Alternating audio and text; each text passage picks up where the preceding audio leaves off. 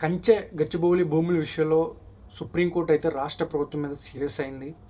అక్కడున్న చెట్లు తొలగించడానికి మీరు అనుమతి తీసుకున్నారా అని రాష్ట్ర ప్రభుత్వాన్ని ప్రశ్నించింది. అదేవిధంగా పర్యావరణాన్ని రక్షించడానికి చెట్ల పునరుద్ధరణకు మంచి ప్రణాళికలతో ముందుకు రావాలని కూడా రాష్ట్ర ప్రభుత్వాన్ని కోరింది సుప్రీంకోర్టు. మనందరికీ తెలుసు, హెచ్సియు యూనివర్సిటీ విద్యార్థులు కూడా ఈ కంచె గచ్చిబౌలి భూముల విషయంలో పెద్ద ఎత్తున నిరసన చేశారు. ఎందుకంటే పెద్ద ఎత్తున జేసీబీలను తీసుకొచ్చి అక్కడ పచ్చని చెట్లు తొలగిస్తున్నారని, అక్కడ ఉన్న మూగజీవాలకు ఆవాసం లేకుండా చేస్తున్నారని వాళ్ళు పెద్ద ఎత్తున నిరసన చేశారు. ఇది నేషనల్ వైడ్గా పెద్ద ఇష్యూ అయిపోయింది. సుప్రీంకోర్టు వరకు కూడా చేరింది. అలాగే సుప్రీంకోర్టు కూడా ఈ చెట్ల నరికివేతపై స్టే కూడా విధించింది.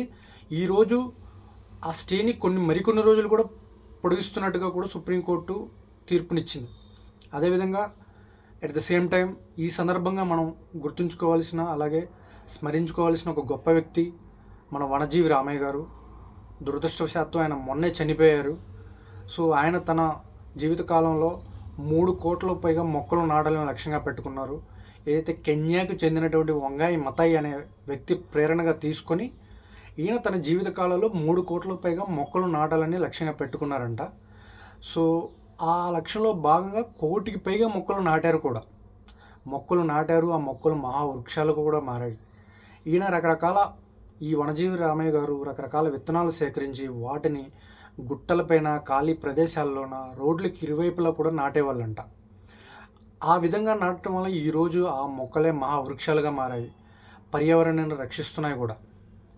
కాబట్టి దీనికి సంబంధించి వనజీవి రామయ్య గారిని కేంద్ర ప్రభుత్వం 2017లో పద్మశ్రీ పురస్కారంతో సత్కరించింది. ఈ సందర్భంగా ఇంకొక గొప్ప విషయాన్ని కూడా మనం మాట్లాడుకోవాలి. ఆయన ఇంటి ముందు ఆయనకి యాక్సిడెంట్ అయితే, ఆ యాక్సిడెంట్ ఎవరైతే చేశారో ఆ వ్యక్తి మీద ఎటువంటి కేసు నమోదు చేయకుండా ఆ వ్యక్తికి ఒక షరతు పెట్టారంట మన వనజీవి రామయ్య గారు. అదేంటంటే 100 మొక్కలు నాటాలని షరతు పెట్టారంట. నిజంగా చూడండి ఆయన ఆలోచనలు ఎంత గొప్పగా ఉన్నాయో. పర్యావరణాని కోసం ఆయన చేసిన పనులు కానీ, ఆయన చేసిన త్యాగాలు నిజంగా చాలా గొప్పవి. ఆయన కానీ, ఆయన కుటుంబ సభ్యులు, ఆయన భార్యని కానీ వాళ్ళు చేసిన కృషి ఏదైతే ఉందో నిజంగా చాలా గొప్ప విషయం. ఆయన రకరకాల బోర్డులు మెల్ల వేసుకొని పర్యావరణానికి సంబంధించిన చెట్ల యొక్క గొప్పతనాన్ని వివరిస్తూ మెల్ల బోర్డులు వేసుకొని కూడా తిరిగి ప్రజల్లో వాటి గురించి అవగాహన కూడా కల్పించడం జరిగింది. కాబట్టి రాష్ట్ర ప్రభుత్వం కూడా ఆలోచించాలి. ఎందుకంటే చెట్లను నరికివేసి, చిన్న చిన్న అడవులను నరికివేసి అక్కడ డెవలప్మెంట్ మేరతో పెద్ద పెద్ద బిల్డింగులు, పెద్ద పెద్ద కంపెనీలు అయితే కడతారు.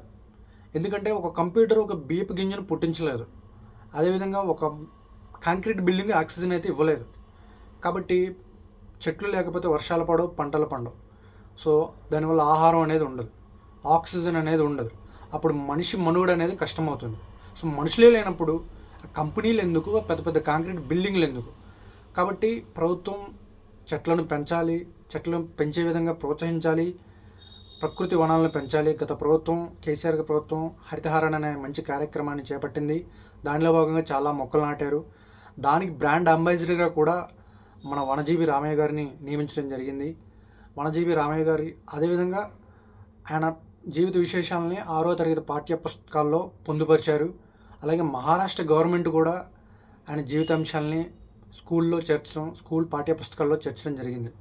ఇది ఆయనకి ఇచ్చిన గొప్ప గౌరవం. అదేవిధంగా ఇప్పుడు మనం ఆయన్ని గురించి చెప్పుకోవడం కానీ, ఆయన గురించి గొప్పగా చెప్పుకోవడం కాదు ప్రభుత్వం అయినా కానీ, మనమైనా కానీ. చెట్లు పెంచాలి, ప్రకృతి వనాలు పెంచాలి, చెట్లను రక్షించాలి, పర్యావరణాన్ని రక్షించాలి. అప్పుడే మనకు ఆయనకి ఇచ్చే ఘనమైన నివాళి అవుతుంది. అది ఆయన కూడా ఎక్కడున్నా కానీ మనస్ఫూర్తిగా సంతోషిస్తారు.